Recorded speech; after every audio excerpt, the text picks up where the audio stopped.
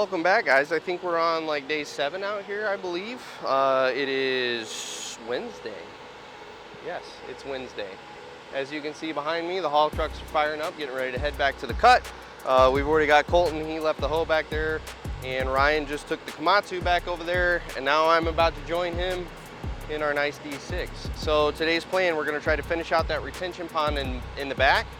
We're going to finish leveling the house pad that needs to come up back there, and then we can finish out that little like 30, 40 foot section, 50, whatever it is, section of road, and that section will be pretty much done. And then we're gonna move up front here and start in on those retention ponds. So that's the plan this morning. So I'm gonna go hop in the Dozer, get all my cameras situated.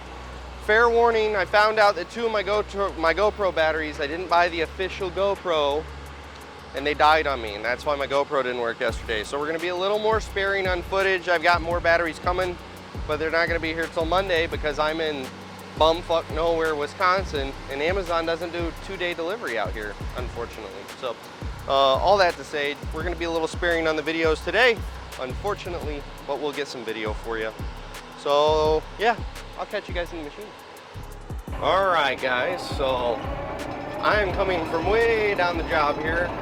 We just had our pipe truck show up with some more of our materials for throwing in pipe back here. So I carved him a road in, and now I am heading back over to the retention pond, which you can see we've made a fair amount of progress on.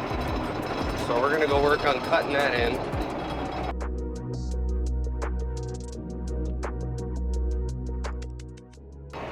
So this area here is pretty much all freehand work because of the way the file has it shaped. It's not really GPSable. But now we're gonna back up and start making GPS passes. Yips passes. So I'm gonna get straight on my slope here. We'll get our blade close, dial it in. There we are. See how close we are. We still got a fairly good cut here. So what I've been doing is kind of roughing it in, getting the spoils down in the bottom, and then Ryan will take over with his hog and dozer and push them up to the hoe.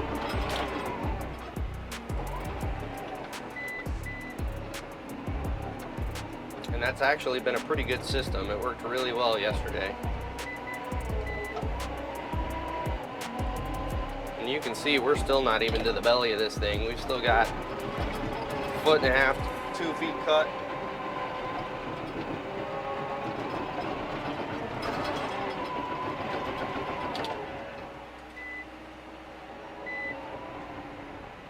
Yeah, my little dozer just does not keep up with that Komatsu. Especially in this clay. Nobody likes this clay. In fact, we're gonna change this to this, to this, to this. There we go. So what I just did there is flipped it over to where my decel pedal is not a decel pedal. So the engine, yeah, I've talked about it when I was running that case. The engine's gonna run at full RPM the whole time. Whoop. And that whoop, whoop, whoop, whoop, whoop.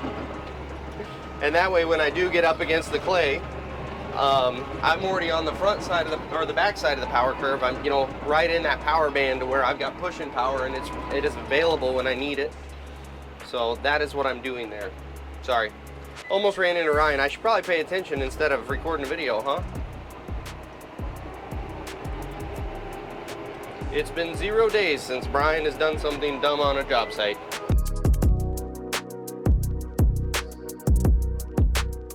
There's our transition like we talked about yesterday. I'm gonna go slow through these transitions so the hydraulics have a chance to keep up with me. Otherwise you will dig holes and have hoopties as the hydraulics try to catch up.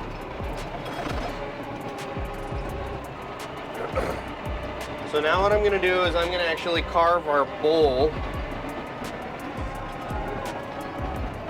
and kind of shape this edge a little better. We're gonna get back over here, roughly right about here.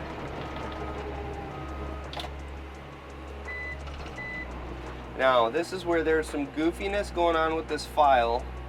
And I'm gonna have to freehand a little bit as we go around this edge.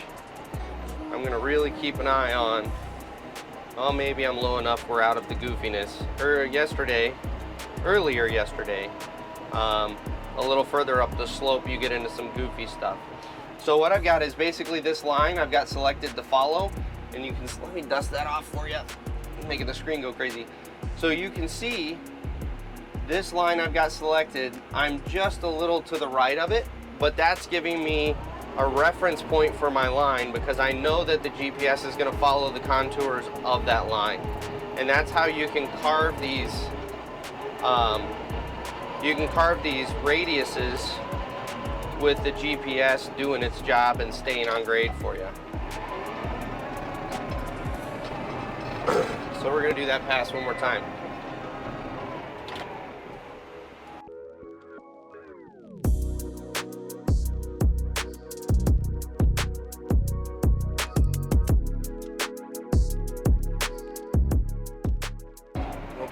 Pop out here. Whoop, sorry guys. Oh, we'll take a little shortcut across. Although I don't know if it's a shortcut with how much I'm banging myself around. Okay. So now we're back on the other side. Which, by the way, for new operators, if you've noticed, we're on a pretty good slope right here. When you first get into a dozer, your tendency is to get on a slope and think you're gonna tip over, and we've talked about it before. These machines are made to run on slopes. You'll be surprised at how well these things handle slopes. You're not gonna tip over. So now what we're gonna do is we're gonna go back in here. We're gonna pick our horizontal line, and we're gonna shuffle down to that next line down so I can follow that contour. And again, this is just so I can, boy, that's not a good view, is it? Let me see here. Which one do I want? I want to do this guy right here. That's going to be my lower line, and we're going to apply that. No, I don't want that one. I'm trying to select this line, so I want the next one closest to my dozer. So we're going to go here, select alignment. I want the next one closest to my dozer. It's really hard to see on the screen, but it's that guy right there. Select, apply, and now, as you can see, we've got it on our screen as a reference point. And I'm going to work my way down. In fact, I'm probably going to focus on having that with where we're set up at my left blade tip. So, getting away from it a little bit, but you do want to follow those contours. We're going to try not to kill this stake here. Got a little bit of a cut there. We'll come back. I'll show you what we're going to do to fix that in just a second here. So we'll pop our spoils off, and now we're going to go back and we're actually going to shape that, because as you can see, I was having to lift the blade to give us relief so we can make that turn. So we're going to go back and we're going to recut that now because we've bulked it out. So there we go, we're live. Now we're going to carry it around.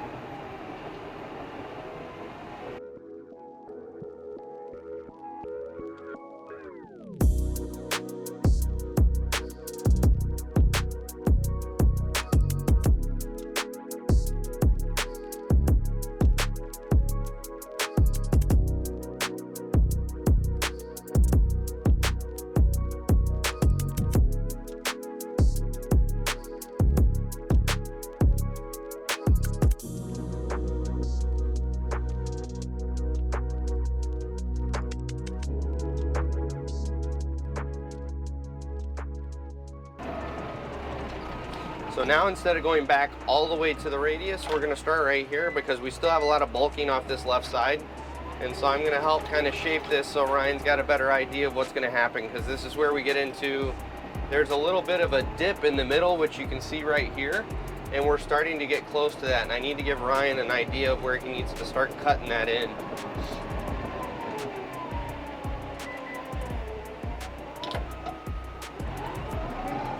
So with that being said, we're at about 15-ish minutes of recording on this one. I'm going to bring the drone in, shut the GoPro off, just conserve battery like we talked about earlier, and I'll catch you guys here in a little bit, all right?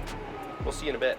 All right, guys, we have made a fair amount of progress on our retention pond here. And I figured I would record me doing some pretty steep grade work here. We finally made it down to grade on our retention pond. I was just recording it down and dirty, so I've got my views all jacked up here. So forgive me while I get everything reset. All right, so now what we're doing is we're actually cutting grade for the bottom part of our retention pond here. And so I'm gonna back up, and anytime you're cutting grade like this on a super steep slope, you wanna stay in line so that the blade is cutting on kind of a flat plane. And we're gonna go nice and slow because there's a lot of contour changes here, and we wanna let our hydraulics be able to keep up with what the machine is doing, especially down here in this valley. We've got a lot going on. There's the twitch as we hit the bottom, and then we're gonna start raising back up. And you can see I've gotta go super slow. We're staying just below grade here because this is such a steep, I don't know why they programmed this to be such a steep belly of this retention pond. Oh, sorry guys. That's the other thing. With it being this steep, it's hard to keep you guys in my lap. My tripod keeps coming backwards.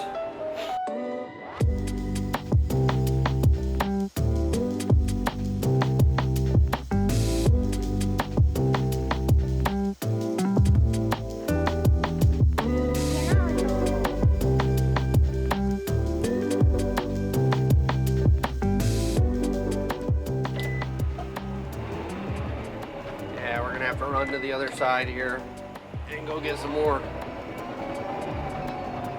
So this is where, even though we've got excuse me, even though we've got GPS, you have to know what's going on. You have to think about how you're going to work the material, how you're going to steal material. You know, GPS doesn't make you a dozer operator. It absolutely assists you and makes you much quicker as a dozer operator, but it does not replace the skills required to be a dozer operator by any means. Alright, so we're going to push some of this back down in the hole. Maybe. I wish this girl had a little more balls. Which I know that doesn't even make sense, does it? What I just said makes no sense. Alright, here we go, here we go.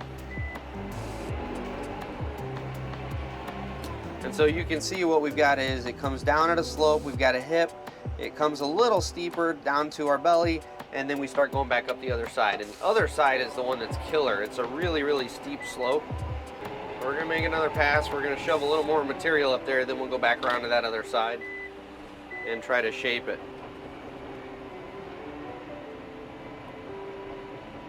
So there's our hip, we're gonna dive back down.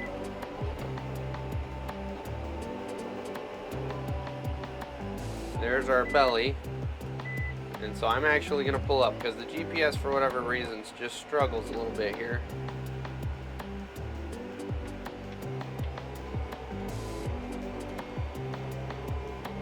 And we're going to try to climb this to track some of that material in, and that is steep. It would have been really nice if they had design this to where I could doze the whole thing on an angle. It would have made me much more effective because I would have just got down there in the bottom and really just gone to town, but this thing is so steep at the bottom you can't really do it. Alright, so automatic's back engaged. We're going to go back up against our slope, try to get a little more square on it.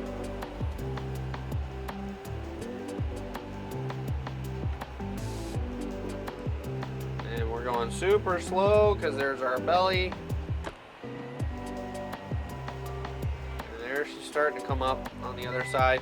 I'm just going to take over because, like I said, the GPS struggles a little bit here.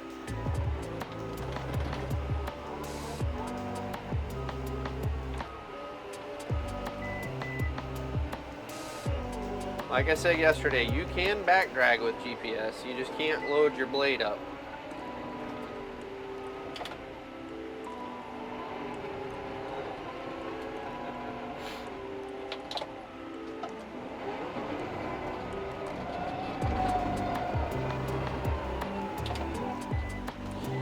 So now what we're gonna do is we're gonna follow, let me put you where you can see it. We're gonna follow this contour right here around.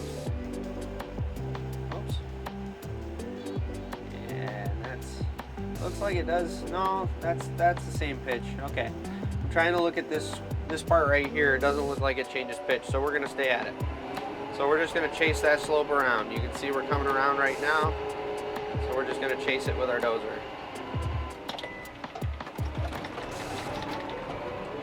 And we are in the sticky, sticky clay. This is not fun dozing this stuff at all.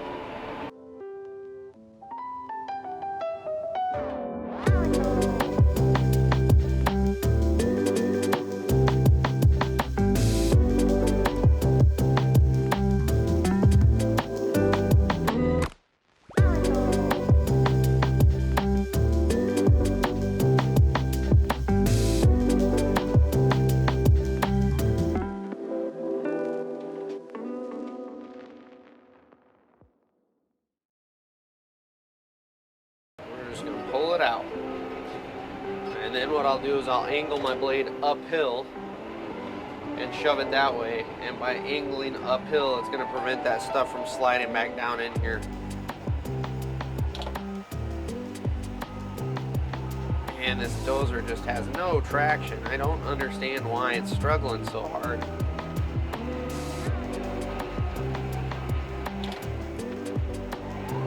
Alright, that's about as ambitious as I'm gonna get.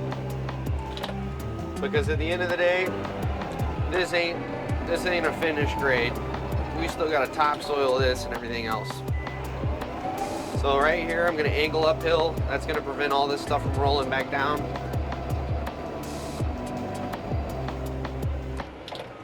There you have it. We cleaned her up.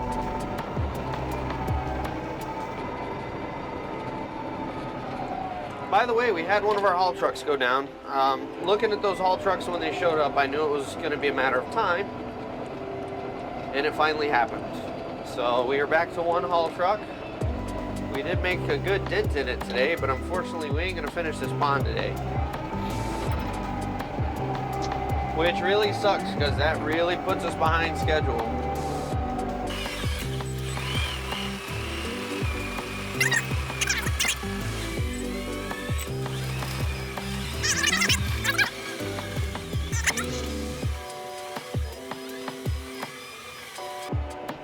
And you know what? Because I'm anal, as you guys know, I'm gonna go back drag this other side here. Because I'm waiting on the hoe anyway. I'm not in any rush.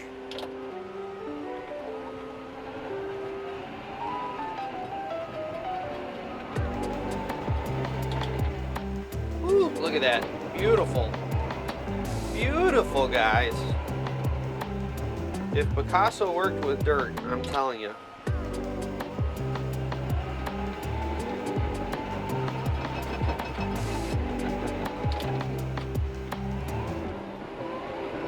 Uno mas. That is the stuff right there. Look at that. Gorgeous. Absolutely gorgeous. So same thing, we're gonna angle uphill. We'll go back here, catch our grade. You can see there's a little, no, never mind, just kidding guys, just kidding.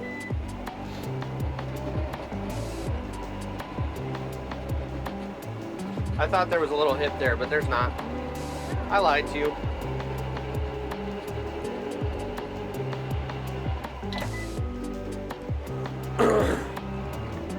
So now we're gonna go a little lower down here, and you can see there's our hip right there.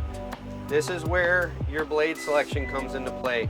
So if I get more than half of my blade over on that hip, it's gonna flip, and let me do it camera, you can actually see it's gonna flip my blade. And so I don't wanna go over that hip, and I wanna keep this grade on this blade tip. That's why blade tip selection is important here. Well guys, unfortunately, let me make sure my microphone's on and working here. Yes, it is, okay. Unfortunately, we're giving Carson a real feel for what it is to get into the dirt world. Our second haul truck just went down with a blown hydraulic line. So that kills any production for the rest of the day. Unfortunately, we're to a point where there's not really a whole lot of cuts left in the sub. It's all fills. And so it is what it is. I'm tidying up this pad because they're calling for the possibility of rain tomorrow. So I'm gonna tidy this up. Ryan is sheep's footing in the other pad that we were working on this morning in the back of the sub. He's gonna come over and sheep's foot this one in. And then we have some pipe that was dropped before I was on site at the front of the sub, and it's in the area where we are going to do one of the retention ponds. So he's going to jump in the skid and move that pipe out of there. I'm probably not going to strip that.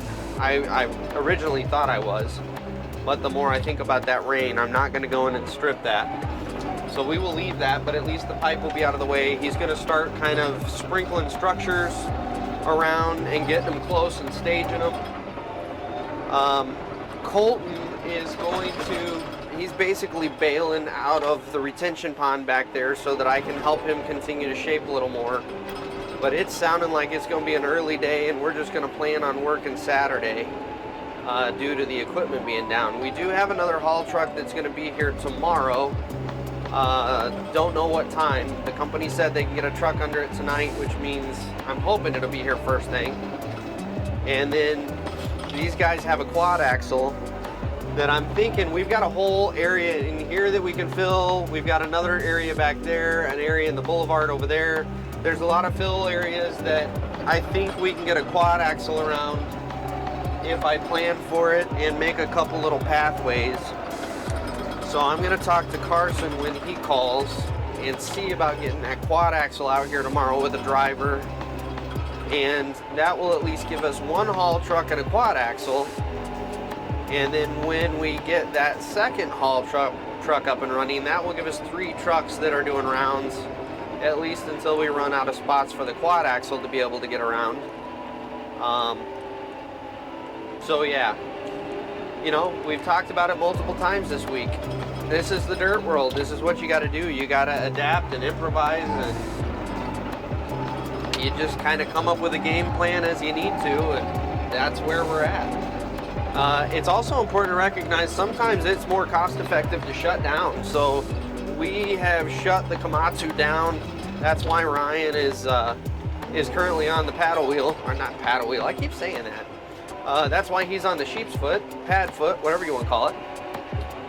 Because that Komatsu is a very, very expensive machine to have running. And when there's not work and you're making stuff up, you shut it down. So we'll fire it back up when we have work for it, but for the rest of the afternoon, it just does not make sense. I can go around and pretty much take care of all of the dozer work with this machine here. So yeah. And likewise, if we, once we get all our tidy up stuff, once Colton has got his stuff taken care of, we're going to shut the rest of the job down. It doesn't make sense to just buy time. And instead we'll just, so everyone's paycheck doesn't suffer and we don't really fully lose a full day of production.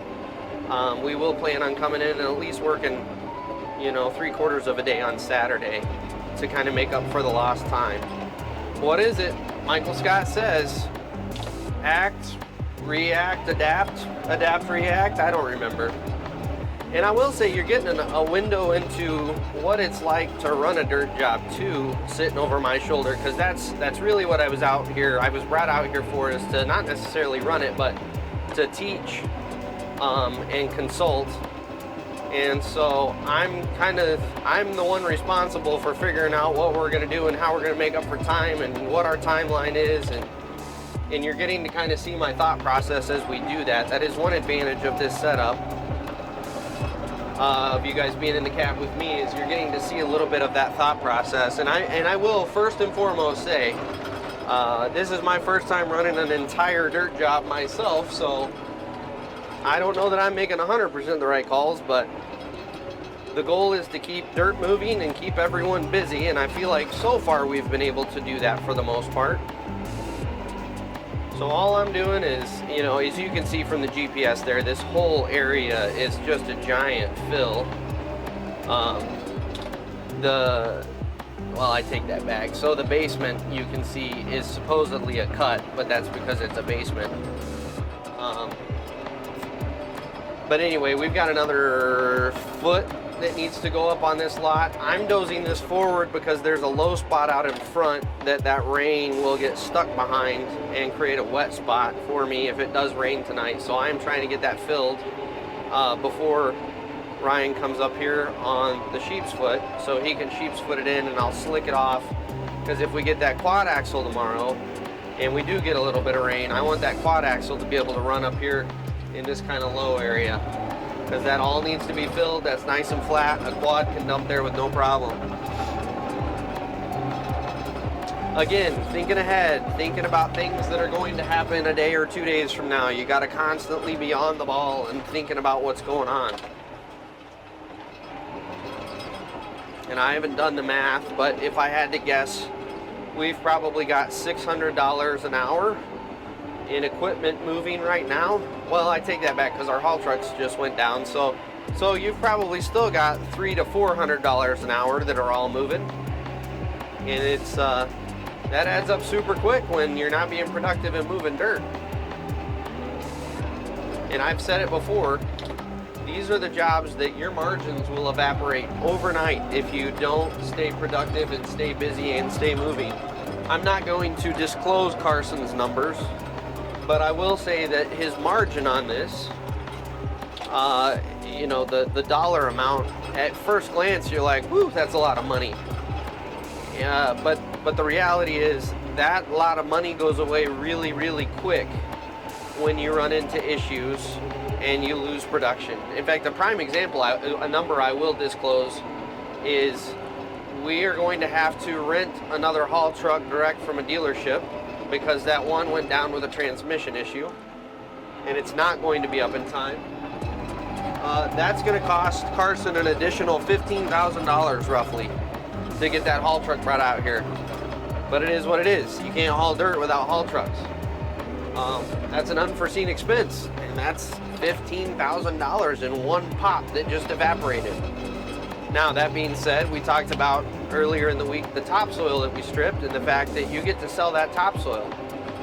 We might have just covered that rental with the topsoil we found and the sales of the topsoil he can get.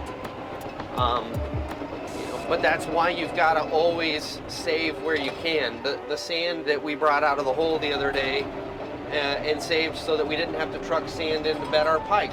You know, there's another $1,500 to $2,500 that we saved there. It's not going to make up for the whole haul truck, but it'll at least pay for the driver of the haul truck. You know, these are just things you have to constantly be thinking about on jobs like this. Anytime you can save a buck and you can increase productivity and you can shorten your cycle times, it's all the small things that you don't think by themselves make a huge difference. Those things all added together have a material impact on your margin and on your bottom line on a job like this. And that's why it is so important to keep things moving. And likewise, just a window into your foreman's perspective. That's why when you're on your phone, your foreman comes unglued. That is substantial money to the company to have that machine sit while you sit and scroll Facebook or Instagram or Snapchat. Like, that is a material impact to the bottom line of the company. So there is a good reason that he comes unglued, and it's not just because he's mean. So, oh, there's that rock. So anyway, for what it's worth, that's where we're at. That's an update on the day. It's not the greatest update, and I wish I had better news, but it is what it is. So I'm going to continue dozing here. I'm going to continue slicking all this off. And more than likely, the next time I see you guys will be for the outro at the end of the day, which will be at a reasonable time tonight. So we'll catch you guys here in a little bit.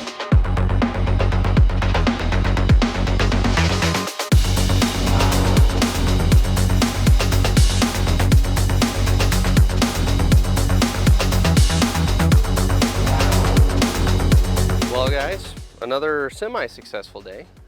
That truck over there is fixing our haul trucks after 2 haul trucks went down. One we thought was a transmission issue. Turns out it was a U-joint, so better, I guess. Unfortunately, that part won't be here until tomorrow afternoon, so we're still gonna spend half a day with one haul truck. The other haul truck, I don't know, we'll see what happens. They welded the hole that was leaking hydraulic oil. I have my doubts it's gonna hold. We'll see what happens. But we will have a quad axle out here tomorrow, also hauling, so maybe it will be productive. We'll see. The day will tell. There's some really beautiful clouds forming up that I really wish would be rain because it's getting awful dusty out here. I'd love to have just enough that it, you know, kind of seals everything, and then it goes away and it'll be relatively dry by morning. That would be ideal. But obviously we're not dealing with ideal conditions on this job, as you always are, or never are, I should say, in construction. Dude, the flies in Minnesota, sweet Jesus, they're terrible. The biting flies came out over the last couple days and they're god awful. I hate them. So anyway, all that to say, tomorrow we're gonna finish the retention pond. Sorry, fly. We're gonna finish the retention pond, hopefully, if all goes well. We'll do a little more balancing, if all goes well. And then we'll move up front and continue our retention ponds, if all goes well. And then after that, maybe next week, we'll start in on pipe. I did just get the official say-so today. I'm gonna stay an extra week and help Carson out because they kind of realize what they got themselves into now. So we're making good progress. We'll get her done. But yeah, I'm gonna go fly the drone since we got out at a reasonable hour since our haul trucks were down. And we'll catch you guys tomorrow. Have a good one.